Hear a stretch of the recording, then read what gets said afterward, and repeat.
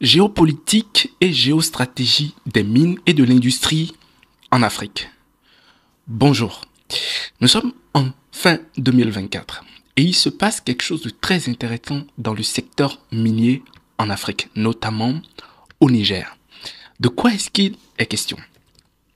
Alors, j'ai le plaisir de vous présenter ici une situation qui est véritablement en train de changer un tant soit peu l'emprise de certaines firmes internationales sur le continent africain. Le problème qui se pose aujourd'hui, c'est entre le géant minier Orano et l'État du Niger. Et il se passe énormément de choses intrigantes que vous allez découvrir à travers cette vidéo. Alors, Orano. Les relations entre le groupe français Orano et l'État du Niger se sont récemment détériorées, entraînant des actions juridiques et des réponses fermes de la part des autorités nigériennes. Dans un premier temps, nous assistons à un retrait du permis d'exploitation d'Imouraren. Et ça se passe en juin 2024.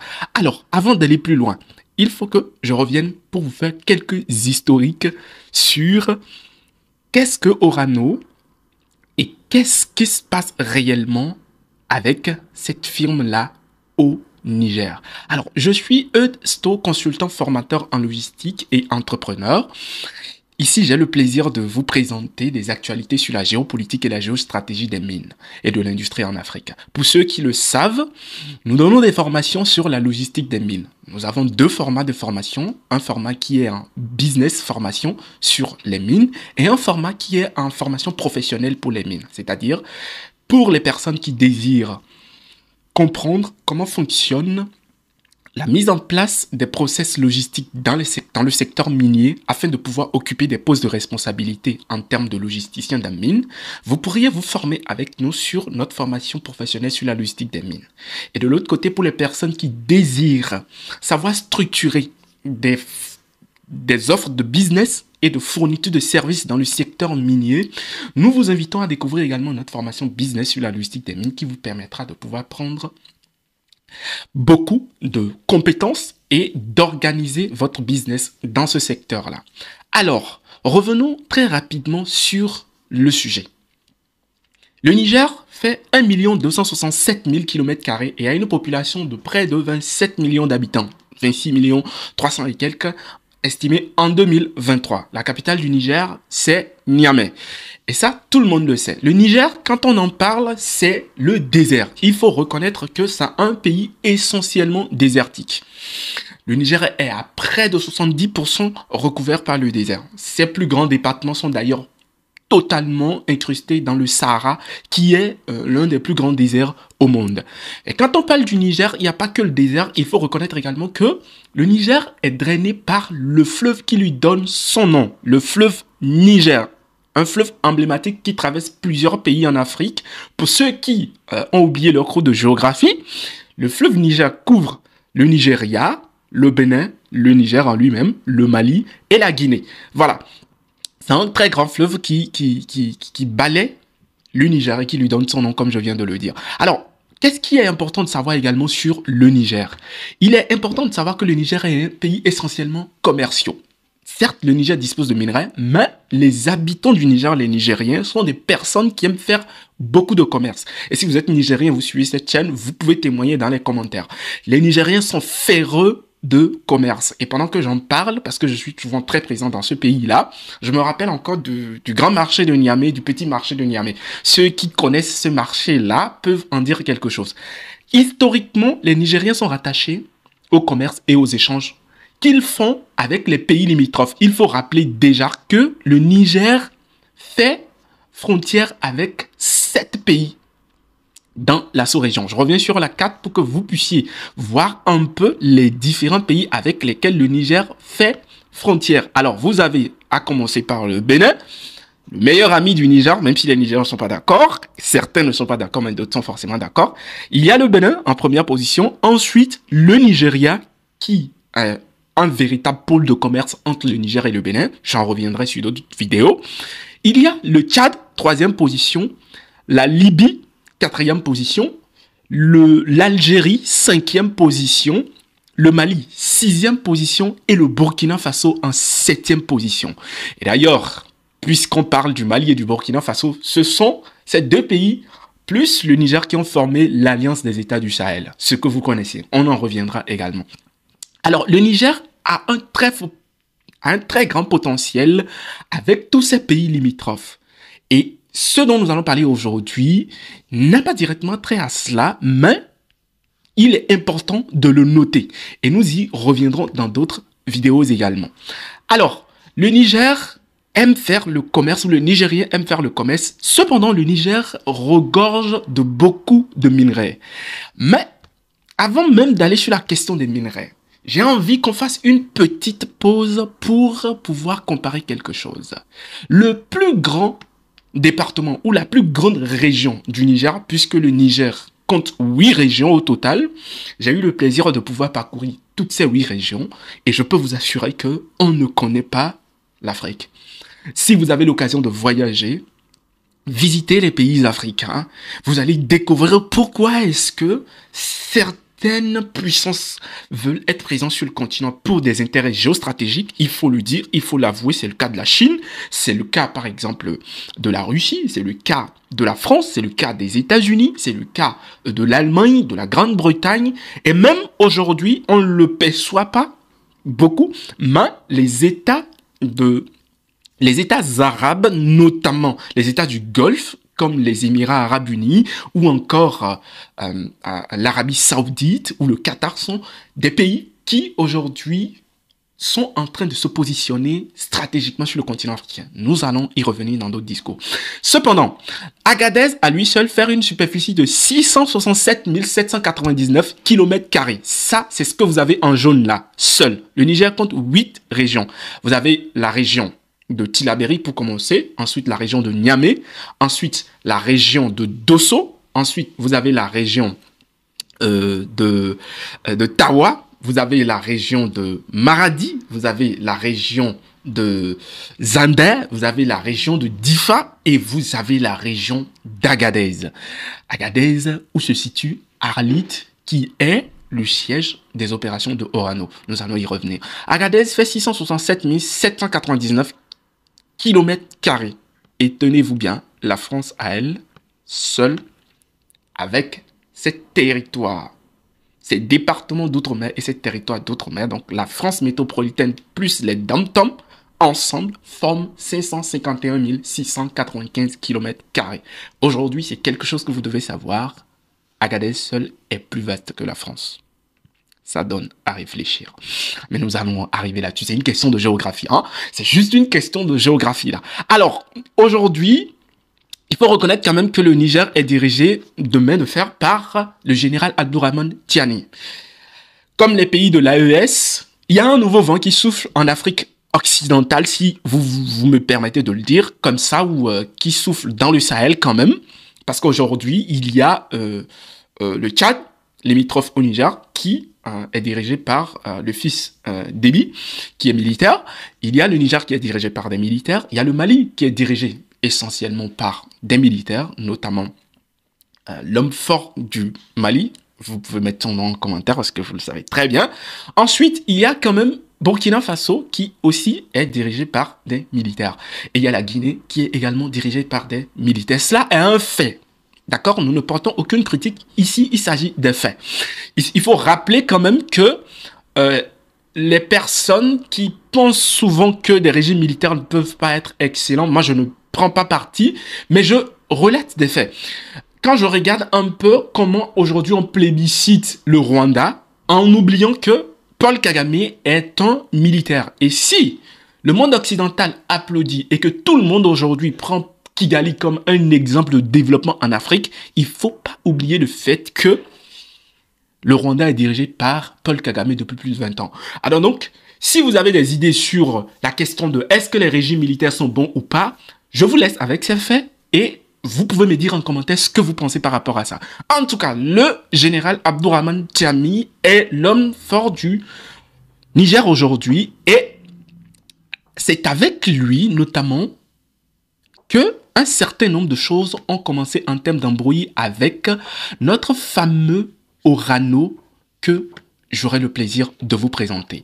Mais avant de revenir sur Orano, le Niger et les Nigériens sont commerçants, mais ils disposent d'énormes ressources minières. Je vous ai dit tout à l'heure que le Niger est essentiellement un pays désertique. Mais n'oubliez pas que quand on parle de désert, on parle de mines. Beaucoup de personnes ne le savent pas. J'étais au Niger en 2022, j'ai rencontré un ami Touareg, un monsieur qui est assez âgé, et il me disait, il doit avoir à peu près dans les 59-60 ans, il me disait que quand il était très jeune, à l'époque où les Européens venaient régulièrement sur le continent africain, qu'il les accompagnait, parce que lui, il était apprenti chauffeur, et donc il accompagnait en fait les convois qui amenaient les Européens dans le désert.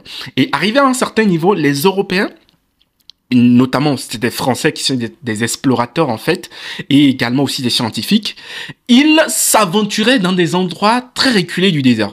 Et dans ces endroits-là, ils ramassaient dans plein de jerrycans. Les jerrycans en fait, ce sont en fait les espèces en fait de bidons dans lesquels on met soit de l'essence, donc, ou soit de l'eau dans le désert. Ceux qui ont l'habitude du désert et les militaires qui vont suivre cette vidéo-là savent ce qu'on appelle les jerrycans. Ou même les humanitaires savent ce qu'on appelle les jerrycans. Et ils avaient ils découpaient les jerrycans et ils les remplissaient d'un type de pierre, en fait, que eux, ils comprenaient pas beaucoup c'était quoi, en fait, le truc. Et le monsieur m'a dit que c'est des années après qu'ils se sont rendus compte en réalité que ces pierres qu'ils ramassaient n'étaient rien d'autre que de l'or. Et ils le ramassaient à même le sol. Et j'étais scandalisé, j'étais choqué. Pourquoi? Parce que ça nous rappelle ou ça nous met face à une réalité en fait. Le niveau des ressources minières de l'Afrique. Et moi, le jour quand il m'a raconté cela, j'étais vraiment désarçonné. Et je m'en rappelle encore aujourd'hui, comme ça, daté d'hier. J'étais vraiment choqué. Je me disais, mais c'est énorme, en fait. Est-ce qu'on peut ramasser, en fait, de l'or? Et aujourd'hui, beaucoup de personnes dans le Sahel, notamment, s'entretuent pour des questions de contrôle sur l'orpaillage artisanal. La même chose se passe au Mali, au Burkina Faso et également aussi au Niger. Ça fera l'objet d'une autre vidéo où je vous présenterai le développement de l'orpaillage artisanal dans le Sahel. Et c'est une véritable réalité qui prouve que la notion de désert n'est pas une simple notion que l'on doit comprendre par de vastes étendues simples de sable à perte de vue, mais qu'on doit comprendre que quand on parle de désert, on parle de ressources minières. Et vous allez me poser aussi la question, si vous êtes intelligent un temps soit peu, si vous faites votre calcul, vous allez vous dire, mais ça prend de la logique parce que pourquoi est-ce que beaucoup de nations étrangères veulent être dans le désert du Sahel, en fait? La question, elle est très simple, en fait. Et on n'a même pas besoin de passer par 4 chemins pour comprendre, en fait, au-delà de ce que je suis en train d'expliquer. Alors, nous allons essayer de comprendre ce dont dispose le Niger de façon précise. Quand on parle du Niger, on parle de l'uranium. Ça, c'est l'une des ressources stratégiques du Niger. Et quand ici, on est en train de parler de géostratégie.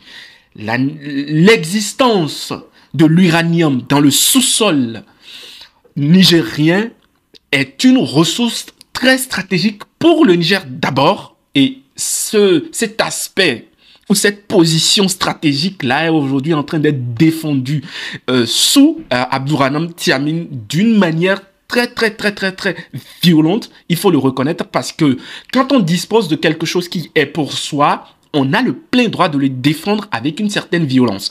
Ça, c'est juste un fait, je le rappelle.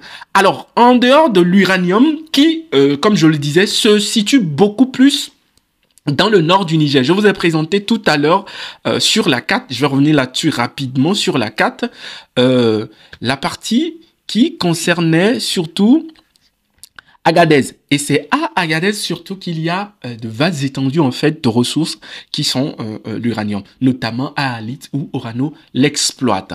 Alors, en dehors de l'uranium, vous avez également le charbon qui est exploité par le Niger. Le Niger possède le charbon et des sociétés étrangères également exploitent ces minerais-là. Il faut reconnaître que l'État du Niger prend des actions dans les sociétés, hein, et on va le voir tout à l'heure. En dehors du du charbon, il y a également l'or qui fait partie des ressources minières du Niger. Il y a plusieurs autres ressources minières, notamment les ressources pétrolières et gazières. Le Niger dispose d'énormes ressources en pétrole. En tout cas, c'est parti pour être l'un des pays qui produirait le mieux en fait le pétrole en Afrique de l'Ouest aujourd'hui. D'accord? Avec le sujet du pipeline Bénin-Niger, que vous savez peut-être et qui fera l'objet d'une autre vidéo sur les actualités minières et de la géopolitique et la géostratégie des mines en Afrique. Alors, une fois que vous avez cette compréhension donc, et qu'on a fait les présentations avec le pays en question, on peut revenir maintenant sur Orano. Qu'est-ce qui se passe de façon concrète? Alors, je vous fais d'abord un bref aperçu. Orano, le groupe français spécialisé dans l'extraction d'uranium, fait face à des défis majeurs au Niger. Orano est présent au Niger depuis 1971, donc depuis les années 70. En juin 2024, les autorités nigériennes ont révoqué le permis d'exploitation du gisement d'Imoraren. On le comprendra tout à l'heure. L'un des plus importants au monde avec des réserves estimées à 200 000 tonnes d'uranium. Et puisqu'on est en train de parler d'Imoraren, je préfère revenir rapidement pour vous expliquer un peu les projets de ce groupe français qui est spécialisé dans l'exploitation de l'uranium sur 3 continents. Généralement, ils sont présents en Asie, en Afrique et en Amérique. En Asie, ils sont en Azerbaïdjan. Ils ont aussi certains types de projets en Ouzbékistan.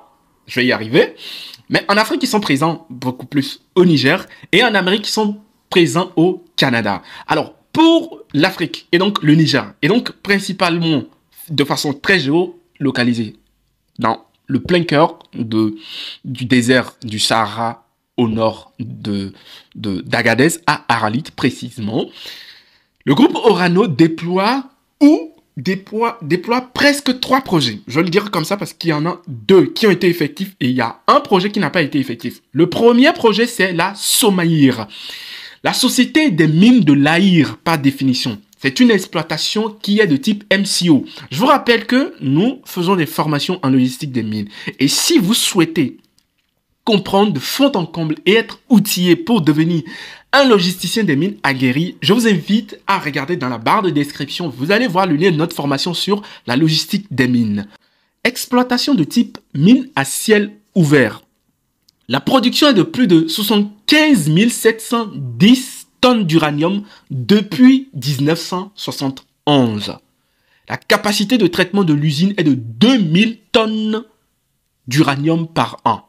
Les modes de traitement de l'uranium sur le site MCO de la Somaïr sont la lixiviation dynamique et la lixiviation en tas. Si vous voulez comprendre davantage quelles sont ces méthodes, quels sont les outils logistiques utilisés, quelle est l'organisation logistique industrielle dans le traitement des minerais de l'uranium, je vous invite à découvrir notre formation. Et à travers cette formation, nous présentons aussi les méthodes de traitement pour 10 autres différents minerais. Alors, le nombre de salariés est de 740, ok, mais ça, c'est le nombre de personnes qui sont en CDI, d'accord, en contrat à durée indéterminée. On dit donc 99% de Nigériens. Donc, la firme est beaucoup plus, en termes opérationnels, bien sûr, gérée par des Nigériens. Mais il faut reconnaître qu'il y a plus d'emplois qui est créé que ça, parce qu'il y a les emplois indirects et c'est sur l'ordre des milliers. L'impact est véritablement significatif dans la ville de Arlit, si vous avez l'occasion d'aller. Alors, Somaïr est géré de façon sous la forme d'actionnariat, où l'État du Niger dispose de 36,6% des actions à travers sa société appelée la Sopamine, qui est une société d'État, et la firme française Orano détient 63,4% des actions de Somaïr. Il faut reconnaître que Orano est détenu par l'État français à plus de 80% en tant que groupe français. Alors la société est certifiée ISO 14001 et ISO 45001. Ensuite, vous avez le deuxième projet le plus développé. La Cominac. 2012, préparation du projet de réaménagement. 2021, à la fin du premier trimestre, arrêt des activités minières parce que ce n'était plus rentable. Le 1er avril a commencé les opérations de réaménagement et qui vont continuer jusqu'en 2032. Et cela sera suivi d'un réaménagement environnemental à minima 5 ans renouvelable. Alors, il faut noter que la Cominac, qui par définition est la compagnie minière d'Akuta, est une mine qui exploitait pas très loin de la Somalie, bien sûr, parce que tous ces deux projets se sont installés à Arlit, qui a un plateau très riche en uranium, comme je l'expliquais tantôt. Et donc, la Cominac n'était plus rentable, sa mine n'était plus rentable, et puis du coup, ça a été arrêté. Alors, dans la Cominac, qui est également gérée sous forme d'actionnariat, Orano détenait 69% des parts, pendant que la Sopamine, à travers l'État du Niger, détenait 31% des parts de la Cominac. Alors, le dernier projet qui est beaucoup plus un projet de perspective, c'est le projet Imuraren. En 2014, Orano et ses partenaires ont pris la décision de suspendre les travaux préparatoires à la mise en production d'Imuraren du fait de la baisse du prix de l'uranium. Déjà, je ne connais pas la définition du thème Imuraren. Je connais Somaïr, je connais Cominac. Si vous êtes nigérien et que vous connaissez la définition d'Imuraren, je serais ravi de le savoir dans les commentaires. Alors, depuis 2018, l'ISR en alternative à une exploitation en mine à ciel ouvert est envisagée. C'est une forme d'exploitation in situ en fait. La date de mise en production dépendra de l'évolution des conditions du marché, des résultats des tests ISR en cours d'un point de vue économique et environnemental. Là également, Imuraren était parti sur la base d'un projet d'actionnariat où le groupe français Orano détenait 66,65% des parts et l'État du Niger à travers la Sopamine détenait 33,35% des parts. Maintenant que vous avez une idée claire sur ces trois projets, nous allons revenir sur ce qui fait le problème aujourd'hui ou ce qui fait couler les encres aujourd'hui. Pour rappel, en juin 2023, les autorités nigériennes ont révoqué le permis d'exploitation du gisement d'Imuraren, l'un des plus importants du monde, avec des réserves estimées à plus de 200 000 tonnes d'uranium. Cette décision s'inscrit dans un contexte de tension accrue entre le Niger et la France, exacerbé par le coup d'État militaire de juillet 2023. Le coup d'État qui a amené au pouvoir le général Abdourahmane Tiamine. En décembre 2024, Orano a annoncé, donc dans ce mois-ci bien évidemment, Orano a annoncé avoir perdu le contrôle opérationnel de sa filiale Somaïr, sa dernière mine en activité au Niger. Donc on parle de la Somaïr. Les autorités nigériennes ont pris le contrôle de cette entité, empêchant Orano de superviser les opérations et bloquant les exportations d'uranium. Ces événements illustrent la volonté des autorités nigériennes de reprendre le contrôle de leurs ressources naturelles et de réduire l'influence française dans le secteur minier. Alors, pour vous qui suivez l'actualité, ça semble être quand même une suite logique entre la séparation ou le divorce qu'il y a eu entre l'État du Niger et les accords militaires français qui les liaient. Ce qui a donné lieu d'ailleurs au départ des militaires français, de la même manière qu'au départ des militaires américains sur le territoire nigérien. Et donc aujourd'hui, on est en train de sentir que la dynamique du Niger est de faire partir aussi et de diminuer en fait l'influence française dans le secteur minier. Orano a dénoncé cette ingérence, soulignant que les décisions de son conseil d'administration n'étaient plus appliquées. Il faut reconnaître que Orano étant majoritaire, les décisions du conseil d'administration seront largement influencées par la majorité du conseil d'administration. Et donc, ce serait pleinement les décisions de Orano qui passeraient en fait au niveau du conseil d'administration. Et à partir de cet instant, Orano appelle ce coup de force opéré par l'État nigérien en bloquant les activités. Il appelle cela une ingérence. Cependant, la question qui est liée au conflit d'intérêts des deux principaux actionnaires nécessite que l'arbitrage ou un arbitrage soit fait. Et c'est dans ce cadre que le 20 décembre 2024, Orano a annoncé avoir engagé une procédure d'arbitrage international contre l'État du Niger en réponse aux actions entreprises par les autorités nigériennes, notamment la révocation du permis d'Imouraren et la prise du contrôle de la Somaïr. Alors, qu'est-ce que le Niger fait en termes de réponse? Les autorités nigériennes ont justifié leurs actions en mettant en avant la nécessité de protéger la souveraineté nationale et de garantir une gestion transparente et équitable des ressources naturelles du pays. Alors, c'est très important de s'arrêter là parce que les questions de gestion transparente et gestion équitable des ressources naturelles se posent. Cela voudra dire que l'État nigérien est en train de mettre en lumière une situation dans laquelle le pays se sent lésé par rapport à la gestion de ses propres ressources naturelles. Alors, c'est un fait qui est en train d'être établi. Quelles sont les preuves?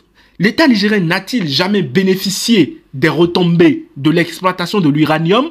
Cette question reste posée.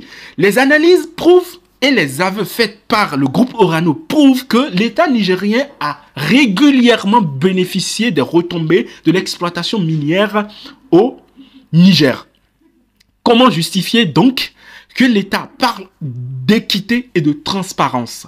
Équité, je peux peut-être, pour ma part, personnellement, sans prendre d'opposition, revenir à la question des parts que possède l'État nigérien dans cette mine. Est-ce que ce sont ces parts qui lui semblent aujourd'hui insuffisantes? La question reste posée. Après tout, la mine appartient, ou les gisements et les minerais appartiennent à l'État du Niger.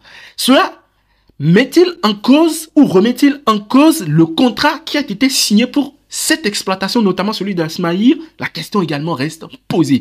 J'aurais le plaisir quand même de voir et de recevoir vos avis sur la question. Alors, ce développement témoigne d'une escalade des tensions entre Orano et l'État du Niger.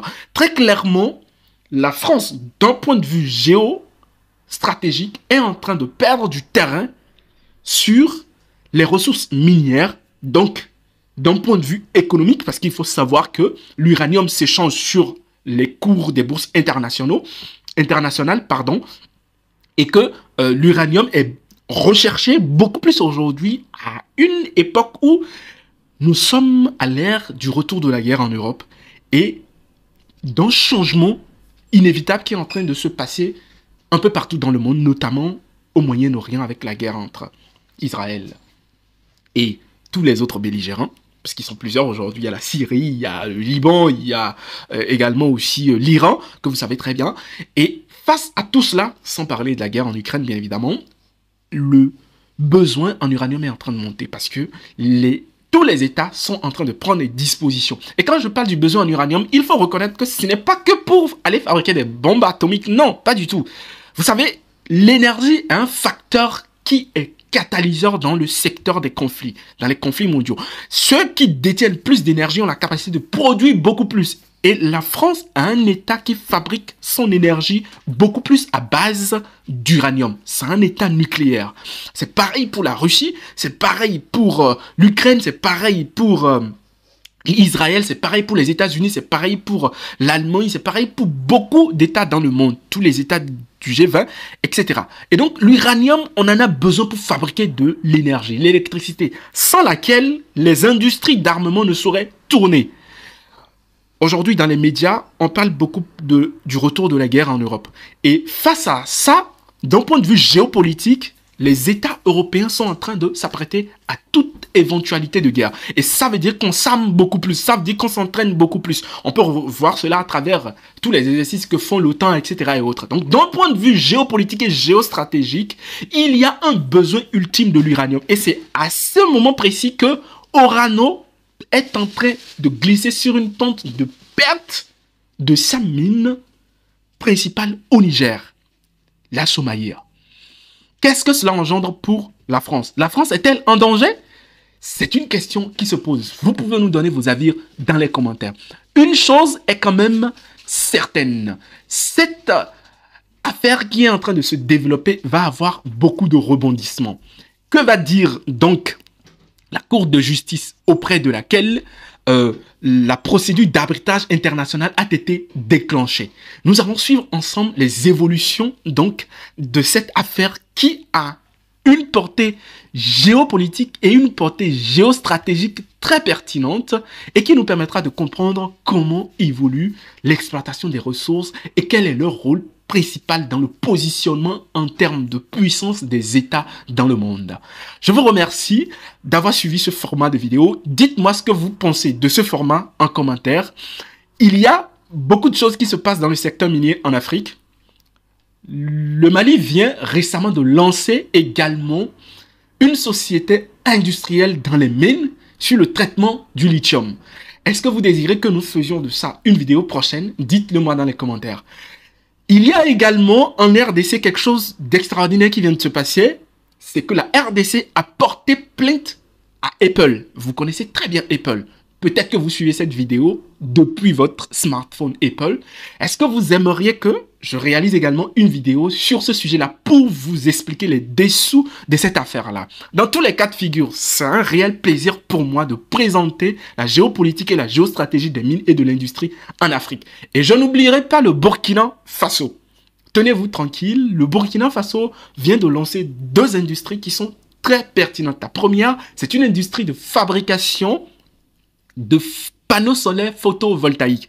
Et la deuxième industrie est une industrie de fabrication de tomates conditionnées. Et ça, c'est quelque chose d'extraordinaire. Dites-moi dans les commentaires si ce sujet-là vous intéresse. Nous pourrons également en faire des numéros pour ce format de vidéo. Et en dernier ressort, il y a un sujet qui est sur le secteur de la mine. Et ça, je vais le partager avec vous. C'est le sujet qui porte sur l'affaire charbon fin entre l'État du Burkina Faso et la mine canadienne Essakane Amgold. À travers ce format de vidéo, je vais vous amener dans l'aventure et les épopées de la géopolitique et de la géostratégie des mines et de l'industrie en Afrique. Je compte sur vous pour partager massivement cette vidéo, de liker la vidéo et surtout de nous dire ce que vous en pensez dans les commentaires.